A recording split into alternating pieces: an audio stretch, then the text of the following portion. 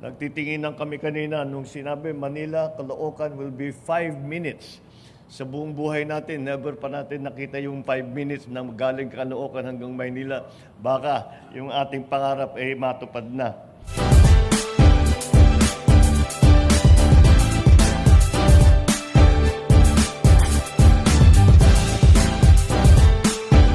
Ladies and gentlemen, the President of the Republic of the Philippines, His Excellency Ferdinand R. Marcos Jr.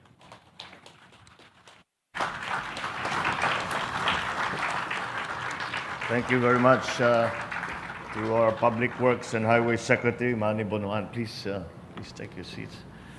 Our Transportation Secretary, Jimmy Bautista, and the other members we also have the Department of Finance Secretary Ben Jokno here with us.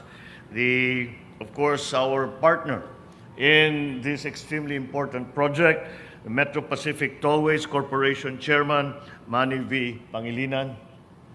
The North Luzon Expressway Corporation President, Luigi Bautista. My fellow workers in government, nandito ang ating mga representante ng LGU, and I see some of the local government officials from the other cities who have come to witness the opening of this extremely important connector. My fellow workers in government and clearly our partners in the private sector, distinguished guests, ladies and gentlemen. Today, we are witnessing the inauguration of another milestone of government projects in our national infrastructure agenda. So we are all extremely happy to be with you all to launch the newly constructed Caloocan-España section of the NLEX connector.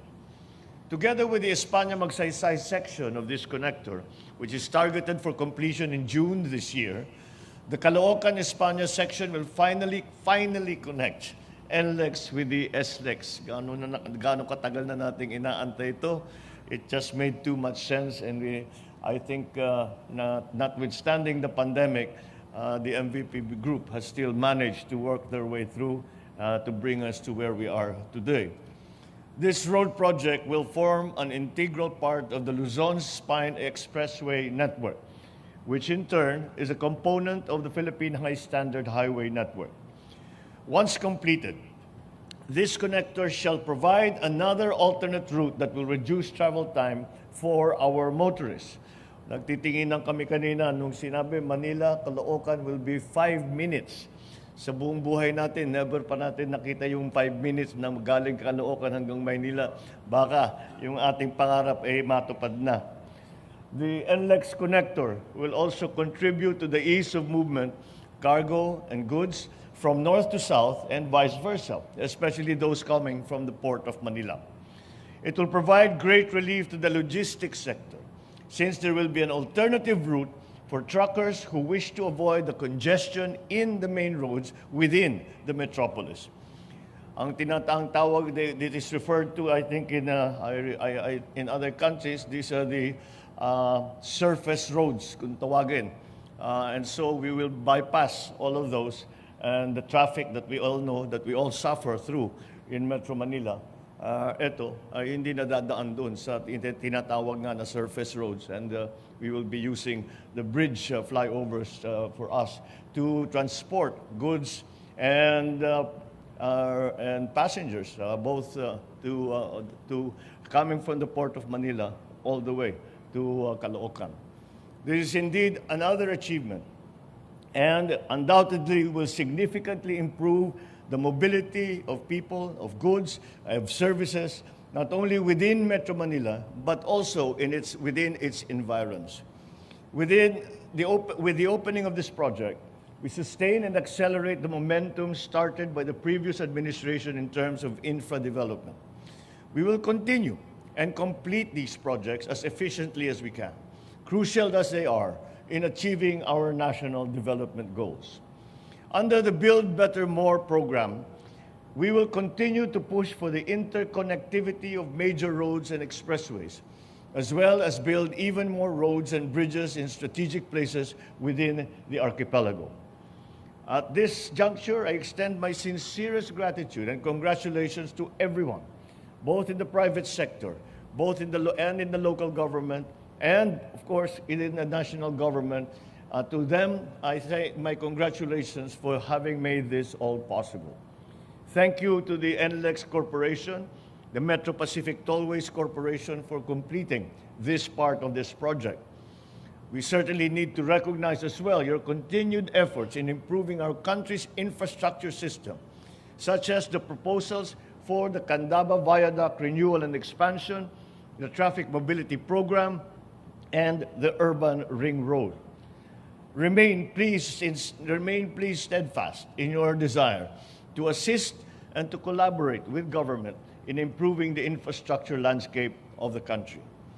I would also like to acknowledge the efforts of our officials and employees in the DOTR and the DPWH and all its attached agencies who have played a very important and crucial role in the success of this project. Let us keep up the good work. We have a ways to go, but we have made some good starts. We will let us continue our service to the public with integrity, with accountability, and with professionalism. It is true that synergy between the government and the private sector will always be a defining factor in the overall development of the country. So once again, I call upon the DOTR and the NLEX Corporation to work closely and effectively in accomplishing our noble objectives in improving the road infrastructure on this side of the country. Try very hard, as we all do, to stay within the target time frame. Although your success rate in this regard is exemplary, avoid unnecessarily delays and finish the project as scheduled so that the Filipino people will be able to reap the benefits as soon as possible. Ultimately, the positive effects of this project will speed up mobility and transactions, will spur economic productivity of the country. High-impact infrastructure improvements, visible and directly felt by our people, will be the credible proof that their government is indeed effectively and tirelessly working for them and applying what we have come to call the whole of government, whole of nation approach. So we will not stop here. We will continue to develop a highly interconnected road network that will facilitate our country's rapid, inclusive, and sustained economic growth. Once again, congratulations to all who have made this project possible. Maraming salamat sa inyong lahat at magandang umaga po sa inyong lahat. Thank you, Mr. President, for your very insightful message.